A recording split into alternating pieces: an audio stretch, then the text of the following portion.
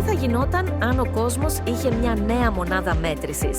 Το αόρατο, που αποτελεί το 85% του σύμπαντος, αποκαλύπτει τώρα το μυστικό του. Αυτό είναι το νουάρ. Οι παλιές μονάδες μέτρησης δεν επαρκούν πλέον. Η κβαντική εποχή απαιτεί μια νέα γλώσσα. Το σημείο καμπής έχει φτάσει. Το νουάρ είναι ο νέος κοινός παρονομαστής του κβαντικού χρόνου, των διαστημικών κυμάτων και της ενέργειας. Επιστήμη και όραση σε ένα. Αυτό είναι το κλειδί. Το νόηρ ενώνεται με την πιο μυστηριώδη σταθερά του κβαντικού κόσμου, το α. Αυτό είναι το νόηρ α. Η φιλοσοφία του Holo-Harmonic γίνεται πραγματικότητα. Τα κύτταρα αναγεννώνται.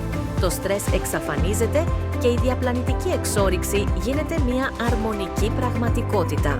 Από το Στάνφορντ μέχρι το Τόκιο, όλοι ενώνουν τις δυνάμεις τους για να σώσουν τον πλανήτη και να γίνουν μια κοσμική φυλή. holoharmonic.com. Επισκεφτείτε μας